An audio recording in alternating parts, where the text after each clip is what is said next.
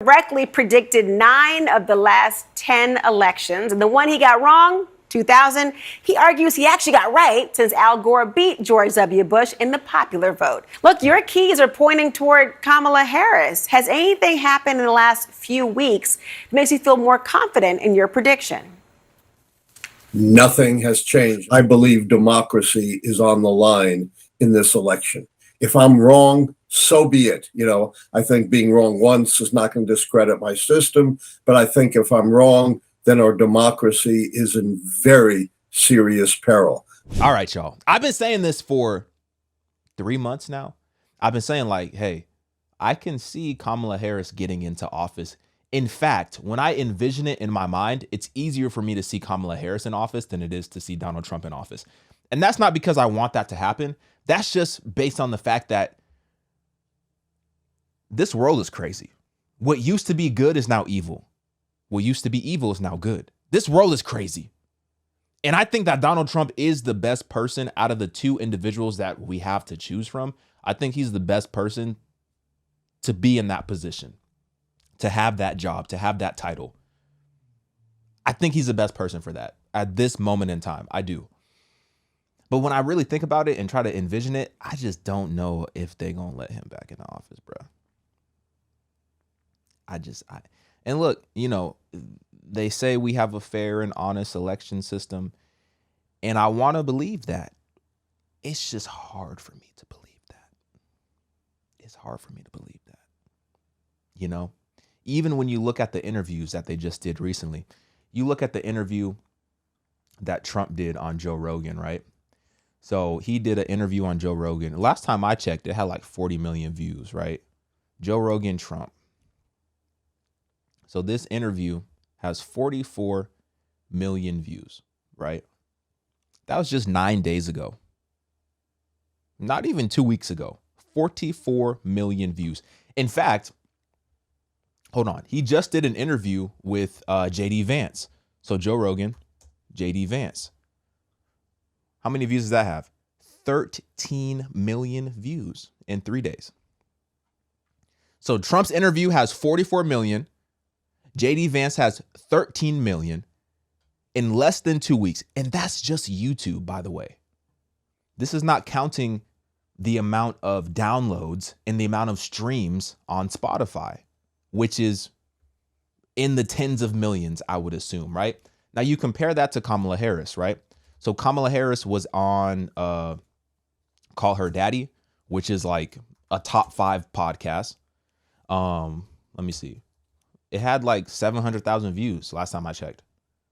So Kamala Harris goes on Call Her Daddy, right?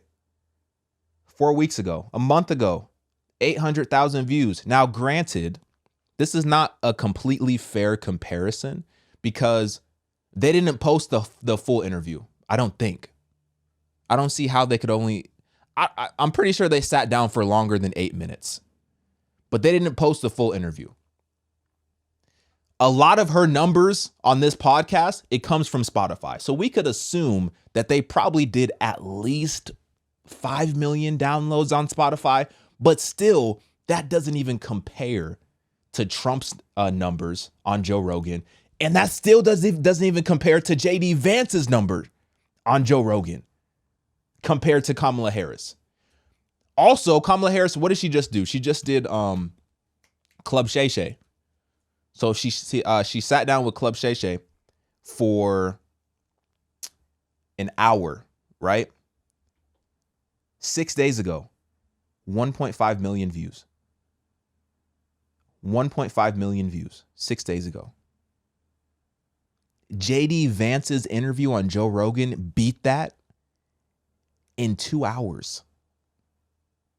In 2 hours, JD Vance, vice president candidate, beat the presidential candidate in 2 hours in terms of viewership.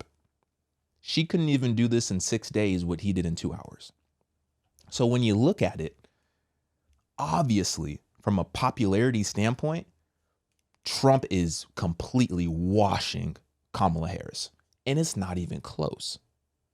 The interest level in Trump is magnitudes higher than Kamala Harris. So why then do we have predictive models like this that say that Kamala Harris is going to be the next president? Now we have Professor Alan Lichtman, who, if you don't know who Professor Alan Lichtman is, he's basically predicted the last 10 presidential candidates, and he's been correct. All but one, but the one that he was wrong, there was an exception, right? Essentially, what has to happen is the incumbent party, they have to have at least 6 of these keys go in their direction. Out of these 13 keys, at least 6 of them have to go in the incumbent party's direction. And Alan Lichtman says that is exactly what happened, and that Kamala Harris is going to be the next president of the United States. I want to watch this video because it's very interesting, and then I want to also continue this conversation. We've got the man with the keys here with us tonight. It's the one and only Professor Alan Lichtman. He has correctly predicted 9 of the last 10 elections. And the one he got wrong, 2000, he argues he actually got right since Al Gore beat George W. Bush in the popular vote. So exactly how does Lichtman make his predictions? Well, he says we should follow his 13 keys to the White House.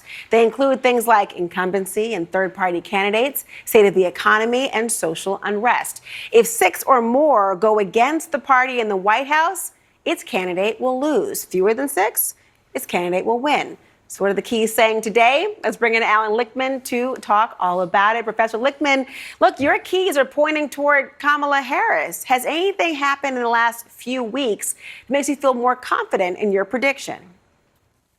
Nothing has changed. And by the way, I didn't say I was right in 2000 because of the popular vote. I said I predicted the right president based on the intent of the voters in Florida, as I proved in my 2001 report to the U.S. Commission on Civil Rights. But historians will be debating 2000 forever. Nothing has changed. The biggest myth in American politics is the so-called October surprise. I've always issued my predictions before then and never changed them. In 2016, for example, we had the biggest October surprise. Donald Trump on tape bragging about sexually assaulting women, and a lot of women coming out and saying, yeah, he did that to me. Even Republicans were saying he was finished. I did not change my prediction of a Trump win, which, Laura, you can imagine did not make me very popular in 90% plus Democratic DC, where I teach at American University. Well, you usually have a lot of butterflies ahead of an election, even if you are people getting backlash or otherwise. But you have said that this year, you say you feel like you have I think it was a flock of crows, not just butterflies, in your stomach. What makes you so anxious this time? Well, 2 things. Number one, I have never experienced the kind of hate I've had heaped on me this time, which has made me very nervous. I've had hate that's scurrilous, vulgar, threatening, violent. Security of my family's been compromised. We've had to notify the police. We've had to fortify our home. It's been terribly upsetting. The other thing is, I believe democracy is... Which is crazy because he's just making predictions, right? And he's predicted both Republican and Democrat, presidents. Now, it does seem like he's more in support of Kamala Harris. It definitely seems like he's more leaning towards the left. But he's made predictions that one could look at and say, well, those are pretty fair predictions. It's not like he's only predicted Democrats or only predicted Republicans. But this is interesting because when you look at the keys, I don't agree with his assessment. I don't. If you read what he's basing this off of, it's very interesting. Like, let's just go from an economy standpoint, right? So key number 5, short-term economy, right here. Key 5, the economy is not in recession during the election campaign. Key number 5, he says that leans true. I don't necessarily agree with that. I think there's a lot of people who would say like, yo, this is a very hard time for the economy. And we are actually in a recession. But this administration doesn't want to acknowledge that we are in a recession. So they're cooking the books. They're finessing the data to make it not seem as bad as it really is so that they can stay in office. I think that's what is really happening. So when he says this leans true, I would say that this leans more false, or just a flat out false. So when you look at it that way, because there needs to be 6, right? There needs to be 6 against the incumbent party. As it stands right now, you have a false, which is 1 against them. So 1, 2, 3, 4, 5. So you have 5 falses against the incumbent party. There needs to be 6. I would argue, from a short-term economy standpoint, this would be leaning false or false, which would in turn flip his prediction to Donald Trump. That's what I would argue. But in this manufactured economy that we live in, who knows what's going to happen, right? Let's continue. On the line in this election. If I'm wrong, so be it. I think being wrong once is not going to discredit my system, but I think if I'm wrong, then our democracy is in very serious peril. Democracy is precious, but it can be destroyed, and it's almost always destroyed from within. And unfortunately, the trend of this century has been the decline of democracy all over the world, and I'm worried about our country. I'm so sorry to hear, in addition to what you've described. Which is interesting that he said that, because like Kamala Harris, they just put her in that position to be the candidate. There wasn't even, you know what I'm saying? Like, we didn't go through our normal democratic process in order to put Kamala Harris in that position. We just put her in that position. But he says if she loses, then our democracy is in great threat. I think it's the other way around. I think it's already jacked up, bro. That's what I think. That's what I believe. But it does suck that he's getting these threats, because there's no reason for people to be threatening his life like that. Like, come on, bro. This is what I'm saying in the beginning of the video. We have people who have put so much faith in the political system that they're willing to threaten people's lives if they don't agree with them politically, which is absolutely ridiculous. It's a form of idolatry.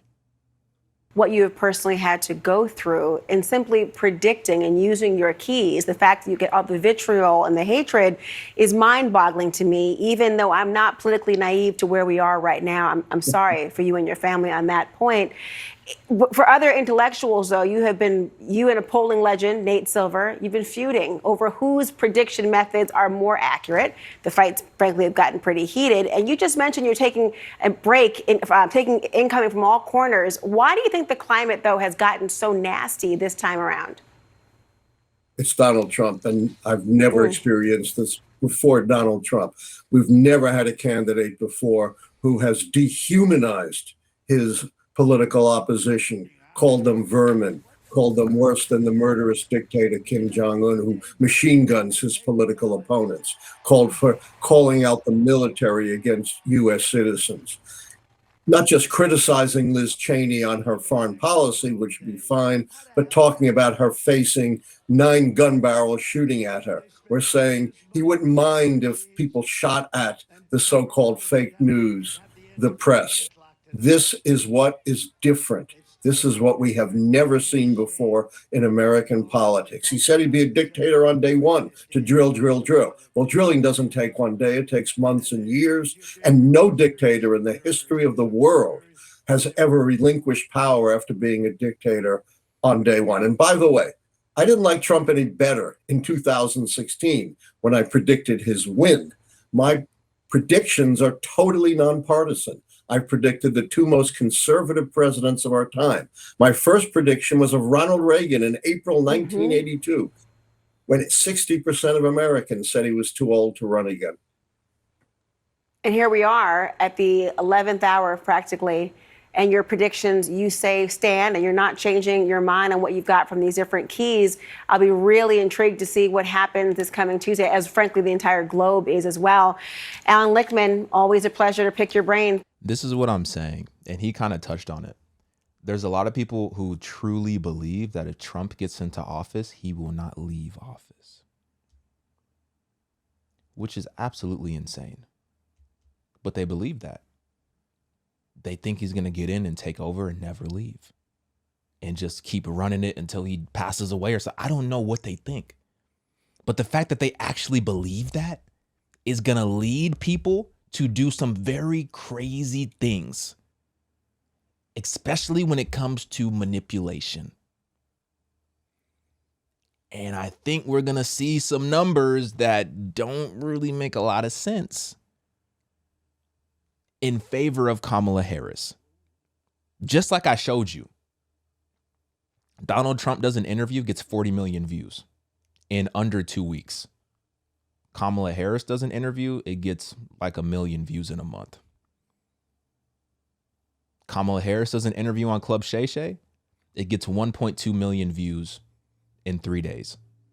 JD Vance does an interview on Joe Rogan, gets 1.2 million views in an hour. The numbers don't add up. It really shouldn't be as close as it is. And then you also have polls, and I don't know who, honestly, I don't even know what polls are. I don't know how they even come up with this data. I don't know how they get it. Like these early projection polls,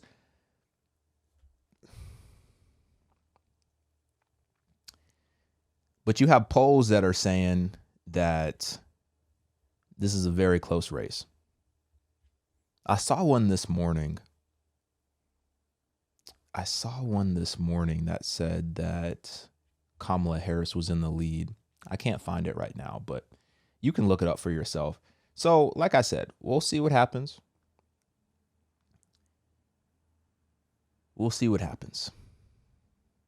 I think either way, no matter who wins, there's going to be some crazy stuff that happens. Because if Trump wins, everybody on the left is going to be freaking out. They're going to be losing their minds. They're going to be losing their minds. They're going to be losing their minds.